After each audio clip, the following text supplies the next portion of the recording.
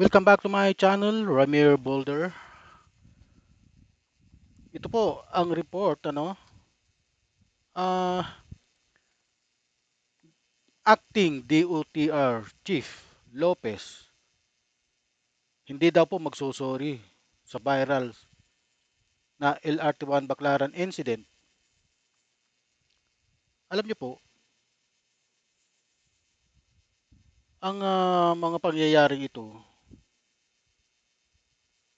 ay nung makita ni DOTR acting Chief Lopez na madumi, walang tubig ang CR.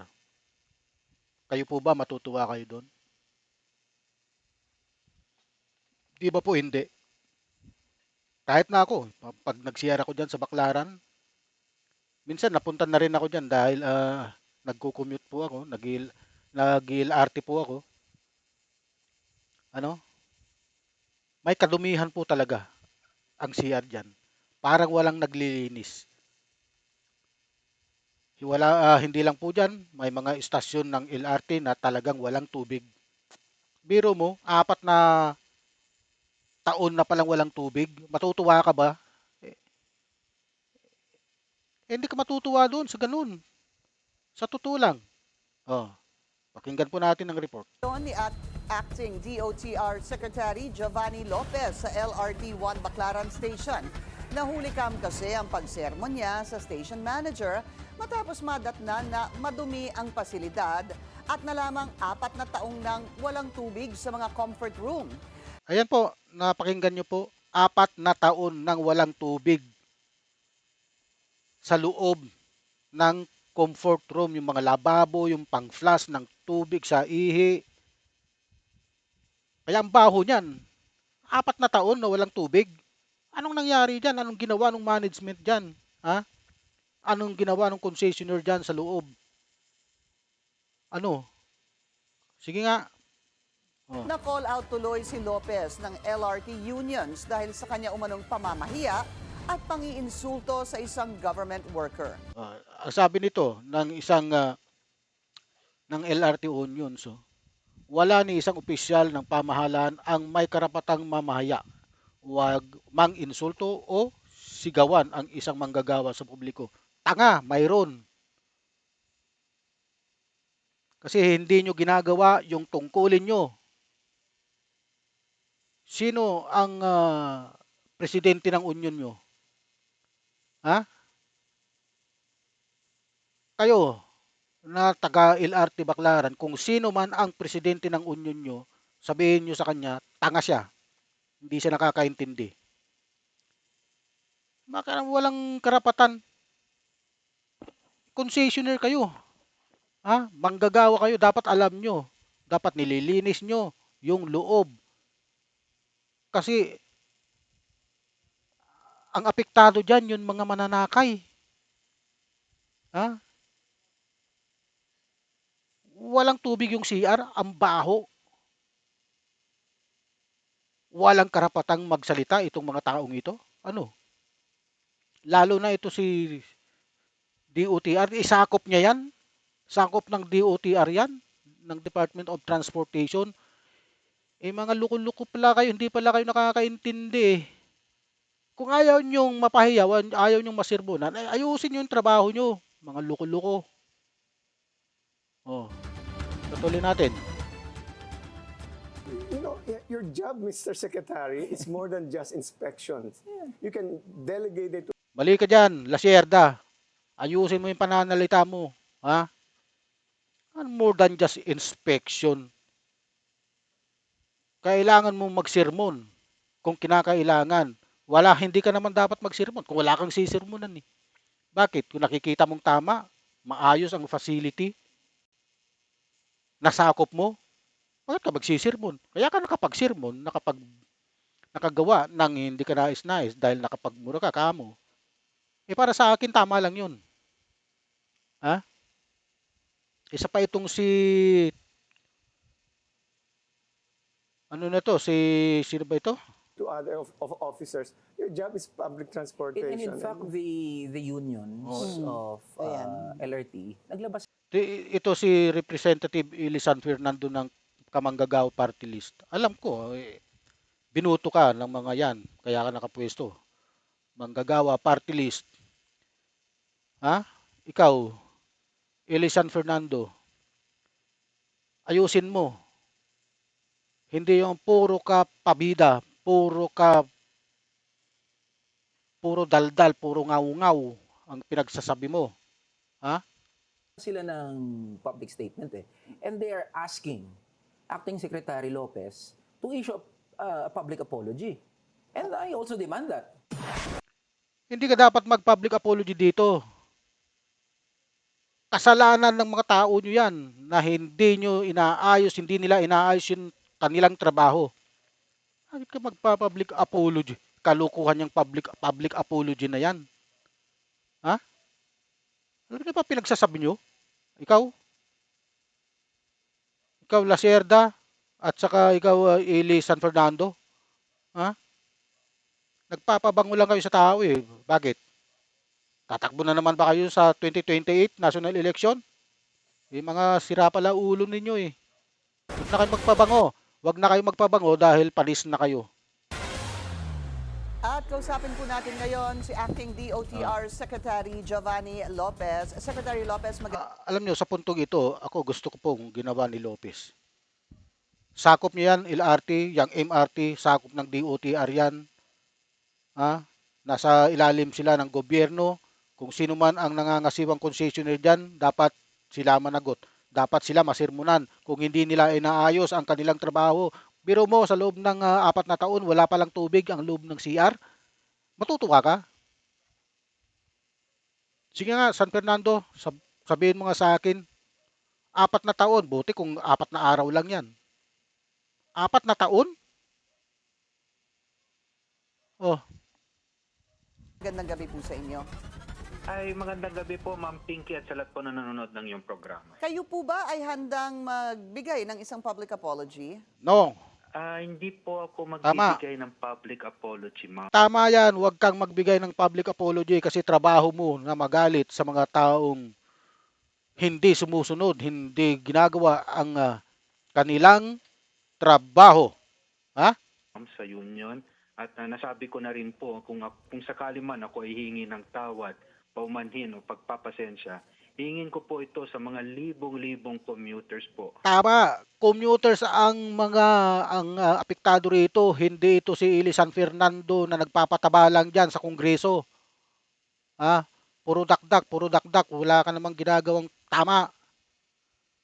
Ano bang ginawa mong tama? Ha? Ngayon ka nga lang nanalo ng party list na kamanggagawa. Oh, sige nga, sabihin mo nga sa akin, Ili San Fernando, kung ano ang mga nagawa mo. Magaling ka lang magdaldal. Ng LRT1 na ilang taon na rin po nagdurusa sa ganitong sitwasyon at mga ganitong mga pasilidad po ng LRMC. Okay, ito pong nakikita natin sa video, for context lang po yung inyong kausap, sino ho ba siya at ano ang kanyang posisyon or ano ang kanyang trabaho dyan sa LRT, sir? Siya po ay isang station manager po ng Okay. LRMC. Nung ako po ay dumating sa Baclaran Station, agad ko po pinatawag yung station manager at siya po yung pumunta. At nung kami po yung umiikot, sinabi ko nga po kay ma'am, sabi ko, ma'am, iparating niyo po ito sa upper management kasi po madami talagang pagkukulang dito sa Baclaran Station. Mhm. So, ano po ang sabi niya noong sinabi niyo na kailangan ipaabot ito sa upper management? She said yes, ma'am. Naparating niya na rin yung ganitong walang tubig. At as a matter of fact, when I asked her po kapag ilang taon na walang tubig, sinabi niya nga po 4 to 5 years. Kaya ang sabi ko 4 na taon. At doon po talaga medyo talagang Ang 4 na taon, masyadong mahaba na yan, walang tubig. Diyos mio naman. Tapos kakampihan mo pa, Ili San Fernando, yan mga kamanggagawa ng mga taong naandyan na walang ginawa. Anong ginawa niyan sa loob ng 4 na taon? Okay lang sana kung 4 na araw eh. Ha? 4 na taon, Ili San Fernando. Tapos kinakampihan mo. Mali ang kampi mo. pagkampi mo. Isa pa ito si Lacerda na ito. Ha? Sinasabi niya, inspection lang daw ang dapat gawin ng DOT. Bakit inspection lang daw? Ano? Naiintindihan niyo ba ang pinagsasabi niyong dalawa? Alam ko mga edukado kayong tao. Pero hindi lang inspection lang ang pwedeng gawin ng isang DOTR acting secretary. May karapatan po itong mamuna. Hmm? Kasi nasasakupan niya yan. Hmm? Yan, lahat ng manggagawa dyan ay nasasakupan nila. Regular o concessionaire sila, dapat silang sumunod sa panuntunan kung ano ang nakakasakop dyan. Pagmamayari yan ng gobyerno eh. Nasa ilalim sila ng DOTR. May karapatan ang DOTR chief na punahin, na magalit.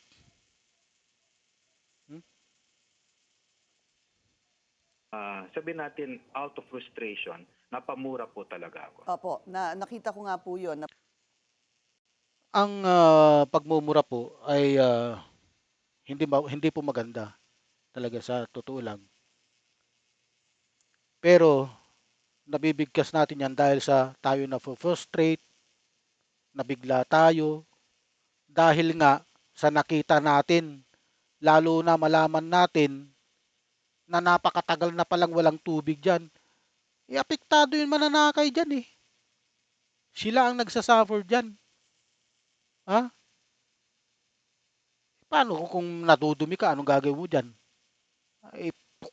Ipagkuskusan mo yung pit mo dyan sa inodoro?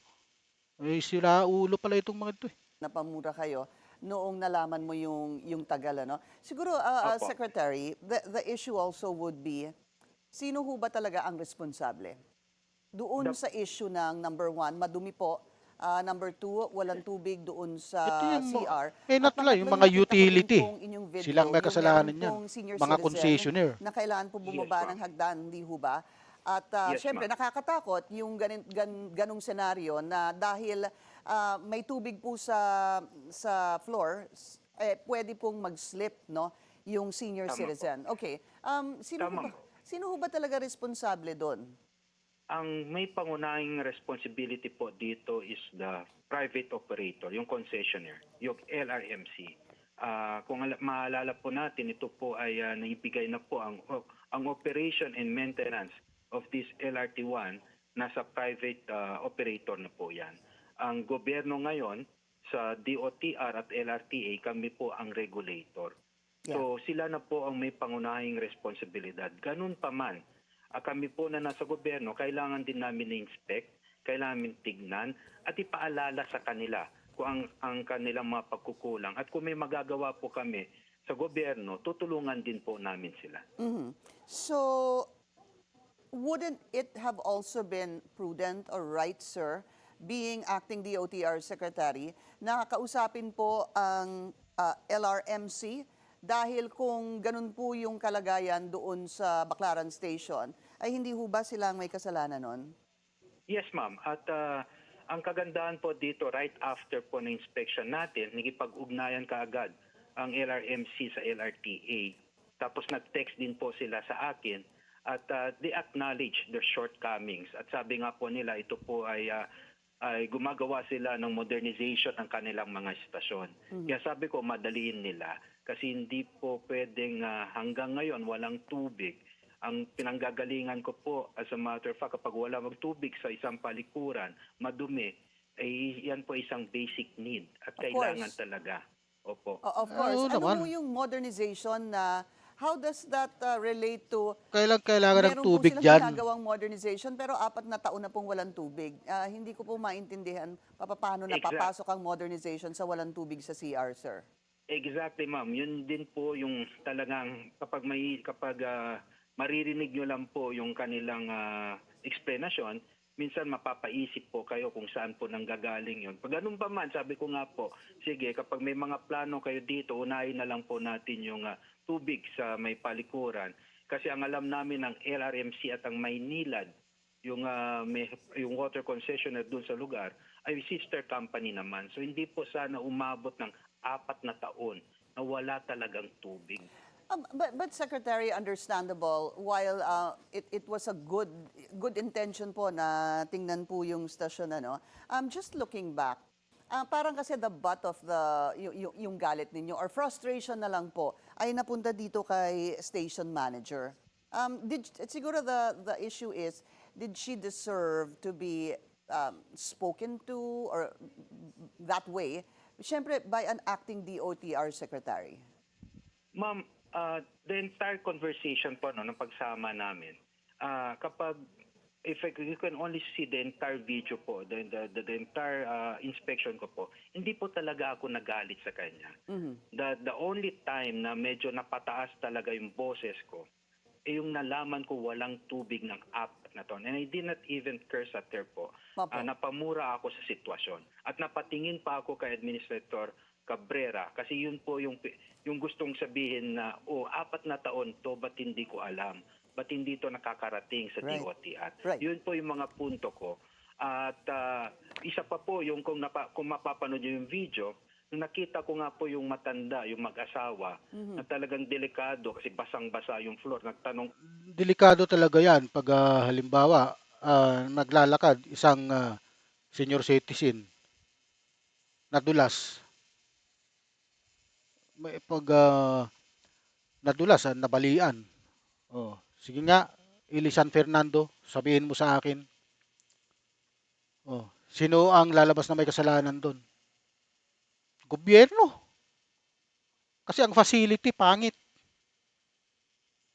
Tapos kakampihan mo yan mga tao mo, walang ginawa diyan. Na 4 na taon na walang tubig sa CR. Oh, sige nga, ilagay mo sa tama yung pagkampi mo. po ako kapag may mga tagalinis o may mga utility, Tama naman tong sinasabi ni Lopez si acting DOTR Chief Lopez. Tama naman siya. Ang hindi lang kasi matanggap nito ng mga taong ito, yung pinahiya sila, mayroon bang pagpapahiya sa ganun? Napamura dahil sa sitwasyon na walang tubig? Ikaw, matutuwa ka ba? Mag-share ka dyan. Sige. Pag naglalakad ka, maraming tubig dyan sa lalakaran mo. Madulas. Pag nadulas ka at nabagok yung ulo mo, sino may kasalanan? Natural, yung gobyerno may-ari, yung isakop ng DOTR yan. Oh. Yung concessionaire, dapat sila ang nagme-maintain ng cleanliness. Di ba? Yung kapag sinasabi wala ko sa inyo nagpupunas dito sa ating basang hagdan, napakadelikado. So doon lang po yung I was just very emphatic. Yeah, I actually saw out that. of urgent necessity po. In At fact, hindi, opo. In fact, yung senior citizen na lalaki po ay parang hirap din. Parang Yes. bumaba nung PWD hagdan. din no po. Yeah, Opo. yeah. Okay. But sir, kayo na po nagsabi nandun po si Mr. Cabrera. Ano po? Matagal na ho siyang Yes, nandyan eh. Opo. Paano ho ba dapat ang magiging role ng DOTR bilang regulator ng LRTA? And yung trabaho po ng LRTA, ng LRMC rather, number one, sir, napagandahin naman po yung palikuran. Number two, lagyan naman ng tubig po yung palikuran. Ayan ang problema dyan eh. Ito pa kinakampihan pa ni Ili San Fernando nitong mga taong ito. Alam niyo naman napakalaki ng pagkakamali. Oh, kumampi ka sa tama, wag doon sa mali, Ili San Fernando. Ha? Hindi nakakatuwa yung mga sinasabi mo, sa totoo lang. Mabuti pa ito, tama lang yung hakbang nitong si Giovanni Lopez na to. Tama lang, ay hinahangaan ko siya sa kanyang mga desisyon. Ha? At number three, panatilihing malinis po yung istasyon ng Dapat. Baclaran. Isa pa lang po yan sa napag-uusapan o nakita natin na inyong in-inspection, sir. Yes, ma'am. Ang LRT Hindi lang po yan, marami ang istasyon dyan sa LRT na mga salaula talaga. Marami. Kasi kulang yata sa manpower dyan ng mga utility. Pasukin ng tao yan eh. Oras-oras, hindi lang oras-oras, may minuto may pumapasok dyan. Mag-CCR, oh, tapos walang tubig, natural, mabantot ang CR pag walang tubig. RMC, ang LRTA po, no, we sit as a chairman of the board of LRTA. Siya po ay GOCC po namin. Sila po talaga din ang may pangunahing responsibilidad to inspect and to make sure that the private concessionaire comply with their responsibilities under the concession agreement. So nung kausap ko si Administrator Cabrera, sabi niya din sa akin, ang dami nilang sulat sa LRMC. So sabi ko, i-compile mo lahat yan at kailangan ko makita, kailangan mo rin mag-submit sa akin ng mga audit ng report ninyo para makita natin kung kailan pa hindi sumusunod ang LRMC. Alright. So I gave Administrator Cabrera 1 week po. And sabi niya, he's ready to comply. By next week, ibibigay niya po sa akin lahat. Okay. Yan po. Sa huli, ang insidenteng ito ay isang pag-alala ng tensyon sa pagitan ng accountability at respeto sa trabaho ng publiko. Bagamat tama ang pagiging matapang ni Acting Secretary Lopez sa pagturo ng mga problema sa LRT sa ikakabuti ng commuters. Ano po? Hindi ito dapat maging dahilan para maging emosyonal o nakakahiyang sa mga empleyado na sila rin ang frontline sa serbisyong ito. Ang hindi pagsorry ni Secretary Lopez ay maaaring magdulot ng higit na hindi pagkakaunawaan ng labor groups. Ayon sa kanila. Pero para sa akin, tama lang. Bakit ka magsusuri? Nagkamali kayo. Hindi naman niya pagkakamali yun. Okay. Ano po ang inyong opinion? Huwag niyo pong kalimutang mag-like and subscribe sa aking channel, Ramir Boulder. Marami pong salamat at mabuhay po kayo.